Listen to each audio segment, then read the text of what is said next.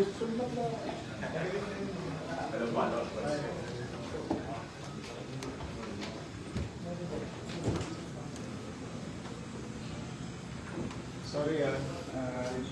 nalate ako dahil I need to attend to our citizen.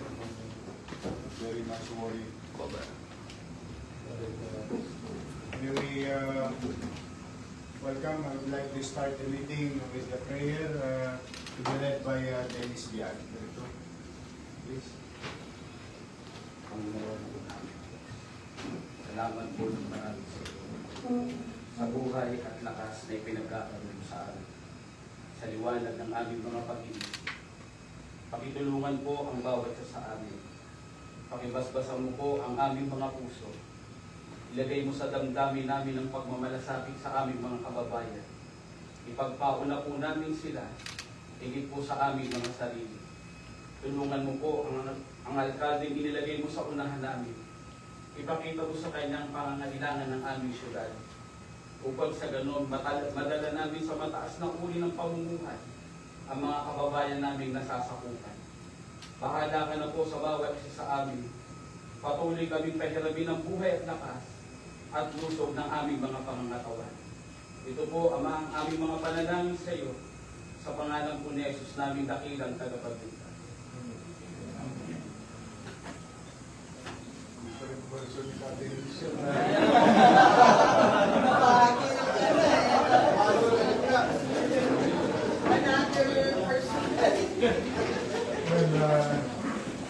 It's a very heartwarming prayer, especially to our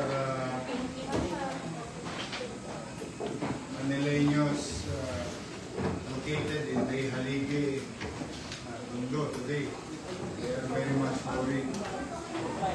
That's why nalate ako dahil I need to give some level of assurance that the city's direction, city's policy, and the city's vision is to continue to invest and address MBN, minimum basic needs, housing, education, healthcare, and jobs. And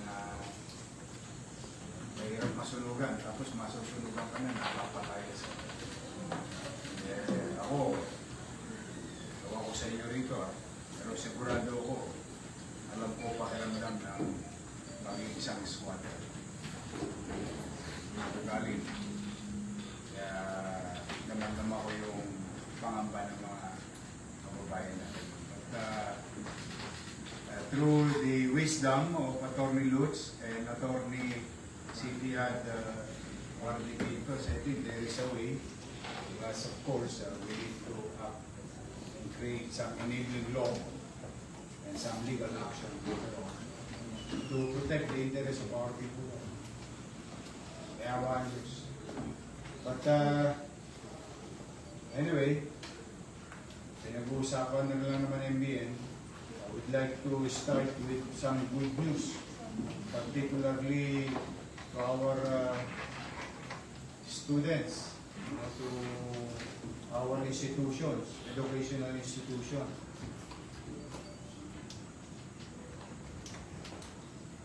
PLN, di ba? I'd like to inform you, as we commit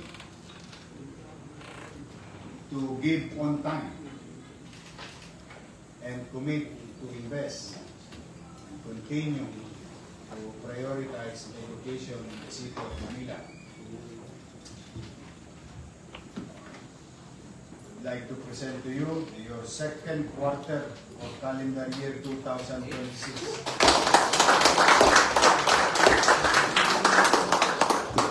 Pamantasan Luzon ng Manila, 62,500,000.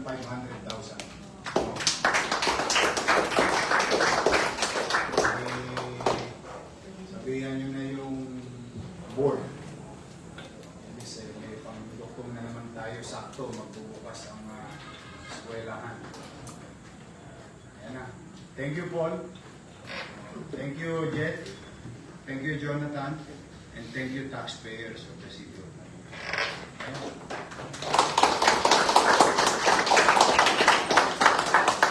Nakaluwag pa ako yung relasyon kakarating ko for the meantime, lahat ng Karen. Para si Judith, hindi ako mabisita. Madalas bumisita si Judith. So, anyway, the Office of the President is inviting each and every one of you on June 12th. You make yourself available, and I hope by this time you already coordinated with Director Crystal Bagachi about the okay. I am now directing building official, City Engineer Andres, and Remo to visit and prepare yourselves with regard to a few minutes ago. There is a 7.8 magnitude happening dyan sa medyo nakakalungkot na balita ko. Tingnan nyo na lang, baka mamaya makuha yung mga fault line, especially itong atin, the big one. At tayo MDRRMO, MDSW, City Engineering, Building Officials, SDO, MPD. Lahat kayo on high alert status.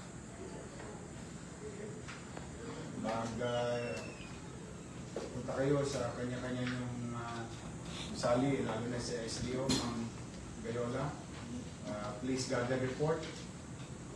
Mag-physical inspection. Yung ating mga, di ba may mga maintenance tayo, mag-physical inspection for whatever it is work, but you have to really do that. Kaya ako sinama yung si MDSW at saka si MDRR mo, magkayak na kayo na kung sakasakali if something happen. Meeting na kayo, planning kayo. Naka-ready ka naman na Director Arnold Angeles, no? We've been simulating this for so many months. Kaya, so yung buong team mo, high alert. Ang dabay. Si Tani. Christian Evangelista. Hindi, si Tani. Si Christian. Si Bongol. Andiyan lang po si Ramon. Siya yung bangali. Christian. Archaeologist. Taning kasi siya.